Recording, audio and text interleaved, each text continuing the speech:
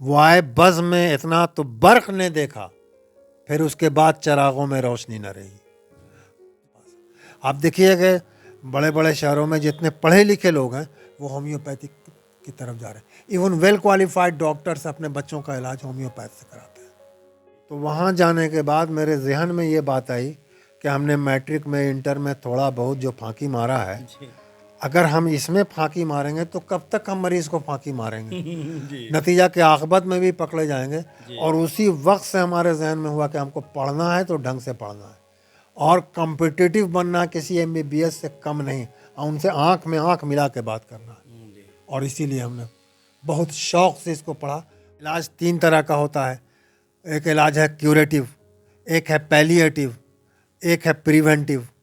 تو کیوریٹیو یہ ہے کہ صاحب علاج کیا اور مرض ایک دم ٹھیک ہو گیا۔ پیلیٹیو یہ ہے کہ مرض کو، جیسے ہم کینسر کے مرض سے مبتلا ہیں، کینسر کے مرض میں، تو اس کا علاج جو یہ ہو رہا ہے پیلیٹیو ہو رہا ہے، دبا کے رکھنا، کہ لائف اسپین کو بڑھایا جائے، ان کے تکلیف کم سے کم ہو۔ تیسرا جو مرض ہے وہ ہے پریونٹیو، جیسے کھسرا سے بچانے کے لیے یہ دینا، ٹیکا لگانا، TB سے بچانے کے لیے اس کا ٹیکا لگانا، ٹیٹنس سے بچانے کے لیے اس کا ٹیکا لگانا، ڈپتھیریا بیماری ہوتی ہے بچوں کو، اس سے بچانے کے لیے اس کا ٹیکا لگانا۔ آپ دیکھ رہے ہیں بہار آج کل، اور میں ہوں عمران علی۔ شخص سے شخصیت بننے کی کہانی سنیں گے آپ خود انہی کی زبانی۔ Face to face with Imran Ali میں ہر بار آپ کی ملاقات کراتے ہیں ایک نئی شخصیت سے۔ اس بار ہمارے ساتھ بات چیت کرنے کے لیے ہیں شیرگھاٹی کے مشہور ہومیوپیتھک ڈاکٹر ایس رضا اللہ صاحب۔ سر، آپ کا بہار آج کل میں استقبال ہے۔ سر، پہلا سوال کہ آپ ہومیوپیتھک علاج کو کس طرح دیکھتے ہیں؟ یہ علاج کتنا کارگر ہے، اور ابھی تک لوگوں کا بہت زیادہ بھروسہ اس علاج کو لے کر کیوں نہیں ہو پاتا ہے، جبکہ آپ نے اس علاج کو لے کر کافی شہرت ایک ڈاکٹر کے طور پہ حاصل کی اس علاقے میں، تو آپ کیا کہیں گے؟ دیکھیے، سب سے پہلی بات یہ ہے کہ یہ لٹریٹ پیتھی ہے۔ جتنا لوگ پڑھیں گے اتنا ہی اس پیتھی کو سمجھیں گے۔ اس میں غلطی تھوڑا ہومیوپیتھ والوں کی بھی ہے، جن کے پاس علم نہیں ہے، کتابی صرف میٹیریا میڈیکا لے کر کے بیٹھ گئے ہیں، اور وہ سمجھتے ہیں کہ ہم اسی سے علاج کر لیں گے، جبکہ ہینیمن نے ہمیشہ یہ کہا کہ ڈیزیز نالج مسٹ ہے، ضروری ہے، بغیر ڈیزیز نالج کے آپ علاج نہیں کر سکتے ہیں۔ تو ایک بات۔ دوسری بات یہ کہ ہومیوپیتھ ڈاکٹرز کی ایک غلطی یہ بھی ہے کہ وہ سمجھتے ہیں کہ دنیا کے ہر مرض کا ہم علاج کر لیں گے۔ ایسا نہیں ہے۔ ایک ہومیوپیتھک ہینیمن کے بعد جو ایک سائنٹسٹ آئے ڈاکٹر کینٹ، انہوں نے 12 آبزرویشن دیا جس میں 5 نن کیوریبل ہے، سمجھانے، اور 7 جو ہے وہ کیوریبل ہے۔ تو 5 نن کے جو آبزرویشن ہے اس میں جو نن کیوریبل ڈیزیزز ہیں وہ نن کیوریبل ہیں، اس کا ابھی تک کیور نہیں نکلا ہے۔ یہ الگ بات ہے، کھوج جاری ہے، آج نہ کل نہ پرسوں اس کا علاج ممکن ہے کہ ہو جائے۔ اور بحیثیت مسلم اللہ تعالیٰ نے یہ کہا کہ ہم نے دنیا میں جو بھی امراض دیے ہیں اس کا علاج بھی ہم نے اس دنیا میں دے دیا ہے۔ اب یہ میری کمی ہے کہ ہم اس کو نہیں پڑھ پائے، نہیں جان سکے ہیں، یا جاننے کی کوشش کر رہے ہیں۔ یا پھر علاج 3 طرح کا ہوتا ہے، ایک علاج ہے کیوریٹیو، ایک ہے پیلیٹیو، ایک ہے پریونٹیو۔ تو کیوریٹیو یہ ہے کہ صاحب علاج کیا اور مرض ایک دم ٹھیک ہو گیا۔ پیلیٹیو یہ ہے کہ مرض کو، جیسے ہم کینسر کے مرض سے مبتلا ہیں، کینسر کے مرض میں، تو اس کا علاج جو یہ ہو رہا ہے پیلیٹیو ہو رہا ہے، دبا کے رکھنا، کہ لائف اسپین کو بڑھایا جائے، ان کے تکلیف کم سے کم ہو۔ تیسرا جو مرض ہے وہ ہے پریونٹیو، جیسے کھسرا سے بچانے کے لیے یہ دینا، ٹیکا لگانا، TB سے بچانے کے لیے اس کا ٹیکا لگانا، ٹیٹنس سے بچانے کے لیے اس کا ٹیکا لگانا، ڈپتھیریا بیماری ہوتی ہے بچوں کو، اس سے بچانے کے لیے اس کا ٹیکا لگانا۔ تو یہ بات یہ، اور ہومیوپیتھ کی طرف نہیں آنے کی وجہ یہ ہے کہ علم کی کمی لوگوں کے پاس ہے۔ آپ دیکھیے کہ بڑے بڑے شہروں میں جتنے پڑھے لکھے لوگ ہیں وہ ہومیوپیتھک کی طرف جا رہے ہیں۔ ایون ویل کوالیفائڈ ڈاکٹرس اپنے بچوں کا علاج ہومیوپیتھ سے کراتے ہیں۔ اس پر گورنمنٹ کا دھیان نہیں ہے۔ गवर्नमेंट का अभी जो बच्चे आ रहे हैं, अभी जो बच्चे कंपटीशन दे करके आ रहे हैं, वो हम लोगों से ज़्यादा सुपर है, हम लोगों से ज़्यादा अच्छा करेंगे इंशाल्लाह। वो ज़्यादा पढ़ करके आ रहे हैं, वो ज़्यादा समझ करके आ रहे हैं, और इस पर रिसर्च कम हो रहा है, रिसर्च होना चाहिए। सर एक सवाल और आपके ताल्लुक़ से कि आप चूँकि साइंस के स्टूडेंट रहे और आपने मेडिकल पेशा भी अपनाया, एक डॉक्टर के तौर पे आप पहचाने जाते हैं, लेकिन शेरघाटी इलाके में जब कभी बड़ा मुशायरा हुआ, यहाँ तक कि जो जिसमें दुनिया के नामवर शायर आए, उस मुशायरे में भी, और जो कभी मुकामी तौर पे मुशायरा हुआ, तो आपको एक शेर फहम के तौर पे एक किताब भी नावक हमज़ापुरी साहब की आई थी, आपके नाम वो मंसूब किया था उन्होंने, तो कई जगह आपको सदारत करते देखा मुशायरे की। तो एक डॉक्टर का उर्दू से इस तरह का लगाव या शायरी से इस तरह का लगाव, ये कैसे आप में आया? ऐसा तो भाई उर्दू मेरी मादरी ज़ुबान है, हमने माँ की गोद में उर्दू जानना चाहा और जाना। बहुत सारे अल्फाज ऐसे हैं कि जो आम फाहम नहीं, हमने माँ से जाना। जैसे उर्दू, गालिब ने एक शेर कहा कि साहब रेख्ता के तुम ही उस्ताद नहीं हो गालिब, कहते हैं कि अगले ज़माने में कोई मीर भी था। तो उस ज़माने में, जिस ज़माने में मेरी वालदा मेरी दादी हुआ करती होंगी, उस ज़माने में एक ज़ुबान और थी औरतों की, उसको रेख्ती कहते हैं, जो उर्दू से बिल्कुल मिलती जुलती है, समझा कि नहीं। तो वो माँ के गोद से सीखा, सीखते सीखते रेख्ते पर आए, रेख्ता पर आए, फिर उर्दू पर आए। अब उर्दू के बारे में बहुत सारी, उर्दू लफ्ज़ के बारे में बहुत सारी गलत फहमियाँ फैला दी गई हैं कि लश्करी ज़ुबान है। लश्कर कहीं नई ज़ुबान बना सकती है, सवाल ही पैदा नहीं होता।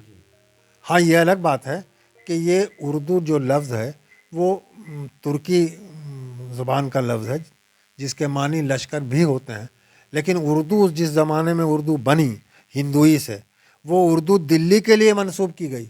शमशुर रहमान फ़ारूक़ी को लोग पढ़ लें, शमशुर रहमान फ़ारूक़ी ने या गोपी चंद नारंग ने इसको वाज़े तौर पर लिखा है, लेकिन अब लोग पढ़ते नहीं हैं। तो आप मसला ये उर्दू ज़बान को बताएं कि ये ज़बान कैसे आई, तो आप क्या कहेंगे?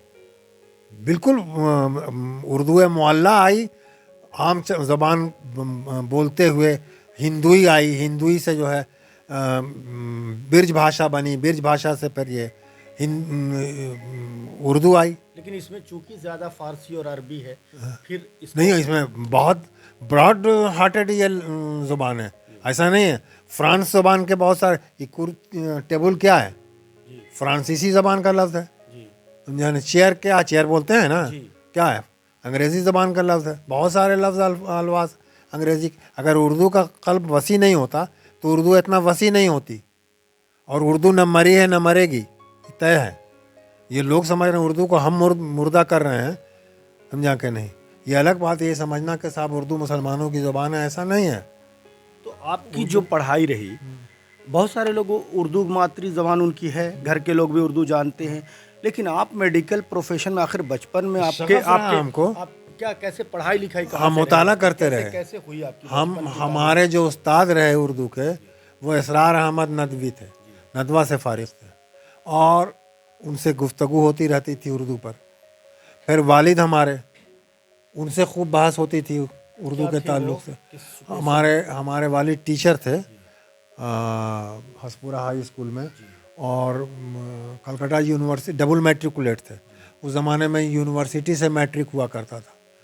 तो पटना यूनिवर्सिटी से मैट्रिक पास करने के बाद कलकत्ता यूनिवर्सिटी में एडमिशन नहीं हुआ, तो फिर कलकत्ता यूनिवर्सिटी से उन्होंने मैट्रिक पास किया, तब कलकत्ता यूनिवर्सिटी में उनका एडमिशन हुआ। तो आपका चूँकि वालिद उर्दू से जुड़ाव था उनका, लेकिन आपको सीधे दादा से लोग जोड़ते हैं कि वो हकीमतुल्लाह साहब मशहूर हकीम थे, हिकमत के पेशे में थे, और आप डॉक्टर हो गए। नहीं, बीच में वो दादा अब्बा को तो बहुत थोड़ा सा देखा है हमने, याद है उनकी शक्ल सूरत याद है, लेकिन दादा अब्बा से कुछ सीख नहीं पाए हैं।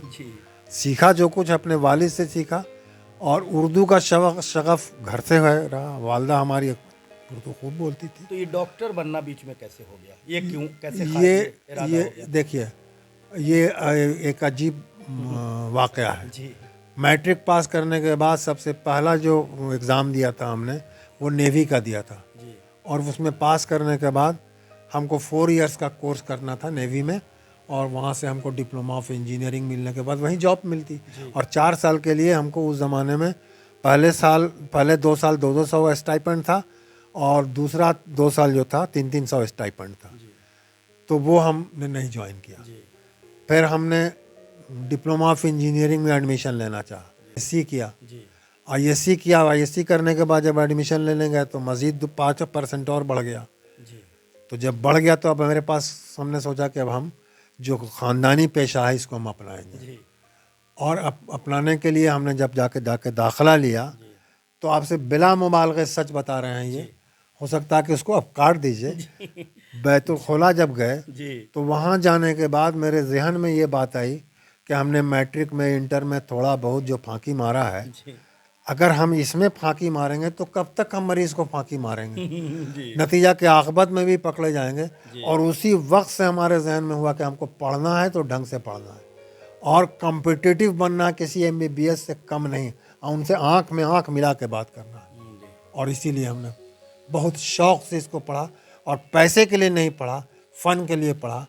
کئی لوگ پڑھتے نہیں سر, 4 دور آج بھی ہم پڑھتے ہیں. کئی لوگ الگ الگ چیزوں کو کرتے ہیں, وہ پڑھتے کچھ اور ہیں. راستے میں الویولزم میری بیٹی نے ہم سے سوال کیا, تو جیسے ہی سوال کیا تو اس کو ہم نے کہا کہ بیٹا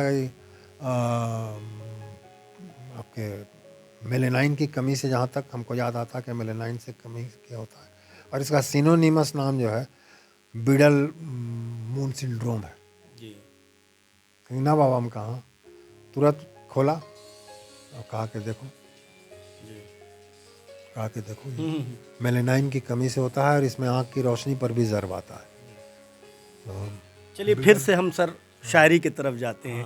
آپ کو کون شاعر اچھے لگتے ہیں, یا کبھی کبھی آپ کو اچانک لوگ حیران رہ جاتے ہیں, کئی اردو اداں بھی, کہ اچانک سے آپ کے پاس اتنا شعر یاد ہے, آپ کو یہ سب کچھ کیسے ہوا؟ ہم نے شعر رٹا وٹا نہیں ہے, جو شعر میرے دل اور ذہن کو برمایا وہ ایک بار میں میرے ذہن میں چلا آتا ہے.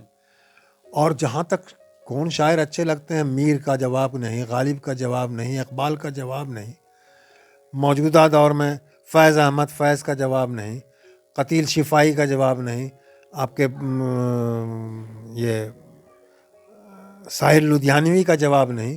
یہ سب عوامی شاعر, پاکستان کے حبیب جالب کا جواب نہیں, سب شاعر ہیں. باقی اور آپ شعر سنا کے اپنی میسز کو بھی پریشان کرتے ہوں گے, اور بچوں کو بھی؟ نہیں, ایسی ابھی راستے ہی میں کوئی بات ہوئی تو ایک شعر پڑھ گئے ابھی, جیسے کہ ہر چند ہو مشاہد ہے حق کی گفتگو, بنتی نہیں ہے باد او ساغر کہے بغیر. یعنی آپ اللہ اور اللہ کے رسول کا لاکھ ذکر کرتے رہیے, لیکن جب تک کہ یہ دنیاوی بات نہیں کیجیے, بات بنتی نہیں یہاں کی. سمجھا کہ نہیں, اس کے معنی یہ وہاں تصوف کا شعر نہیں ہے. تو بعض اشعار تو ایسے تصوف کے ہیں کہ لوگ سطحی معنی میں اس کو غلط سمجھتے ہیں, لیکن وہ تصوف کا شعر ہے جو عام لوگ نہیں سمجھ پاتے ہیں. کوئی اور کچھ شعر سر ہمارے ناظرین کو, آپ کو تو آپ کے پاس خزانہ ہے, لیکن پھر بھی اگر آپ کا دل چاہے تو دیکھیے بہت سارے اشعار جو ہیں, جیسے وائے بزم میں اتنا تو میر نے دیکھا, وائے بزم میں اتنا تو میر نے دیکھا, پھر اس کے بعد چراغوں میں روشنی نہ رہی. عوام یہاں تک کہ خواص کو بھی یہ سمجھ میں آتا ہے کہ یہ میر کا شعر ہے, حالانکہ یہ قطعی میر کا شعر نہیں ہے, قطعی شعر میر کا نہیں ہے. یہ مہاراج بہادر برق کا شعر ہے, جو پتہ نہیں کیسے میر کے کسی 4 دیوان میں یہ شعر موجود نہیں ہے. یہ مہاراج بہادر برق کا شعر ہے کہ وہ مصرع ایسے ہے کہ وائے بزم میں اتنا تو برق نے دیکھا, پھر اس کے بعد چراغوں میں روشنی نہ رہی. جیسے ایک شعر ہے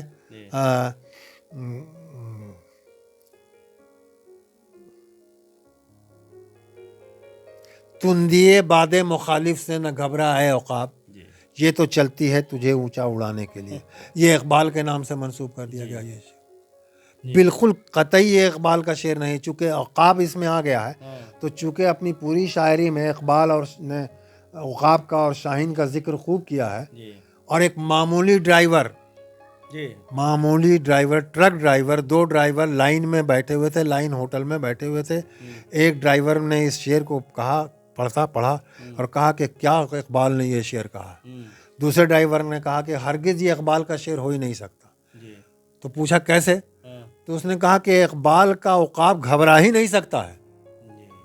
और कोई बात नहीं। उसने कहा कि घबराया हुआ इकबाल का उकाब हो ही नहीं सकता है। ये बात जब पहुंची लोगों के पास और उसके बाद मुताला किया तो मालूम हुआ कि साहब पंजाब के एक साहब हैं सादिक साहब, जी। उनका शेर है ये, और पूरी गज़ल है। इस सरफरोशी की तमन्ना के साथ भी तो यही हुआ था। हाँ, सर। बहुत सारे अभी कल परसों जो है अखबार में वो एक साहब देते हैं इसमें, अरे इनकलाब में, और दे दिया है वो उन्होंने वहशत कलकत्ती के नाम मंसूब कर दिया इस शेर को। मेरे पास उसका लिए सबूत मौजूद आओगे दिखा देंगे। जी। उनकी पूरी गज़ल पर तसी मौजूद है शाद अजीम आबादी का। ये जो सरवर साहब के नाना हाशाद हाँ हाँ हाँ, मेरे पास मौजूद है।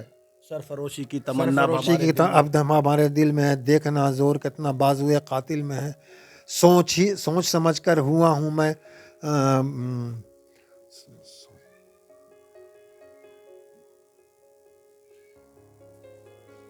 भूल रहे हैं कब तो ज़हन इतना।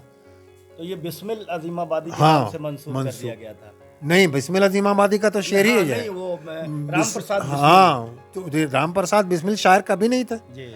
वो मेरी ही तरह मुतशायर समझिए, तेरे बहुत सारे अशार उनको याद थे, जी। समझा कि नहीं? जी। शायर कभी नहीं थे। चलिए आखिरी सवाल सर, कि आपको आपकी बहुत कमी शरघाटी वालों को होती है अब, और बहुत याद करते हैं लोग दिल से आपको। हमारे चैनल के ज़रिए से जो हमारे व्यूवर्स हैं, नाजरीन हैं, या आपको चाहने वाले लोग हैं, वो तमाम लोग तो आपसे मिल नहीं पा रहे हैं, लेकिन आप उनके लिए क्या कहेंगे जो आपको बहुत याद करते हैं दिल से? बस ये कि साहब नेक काम करें, एक बने, नेक बनेंगे तो एक बनेंगे।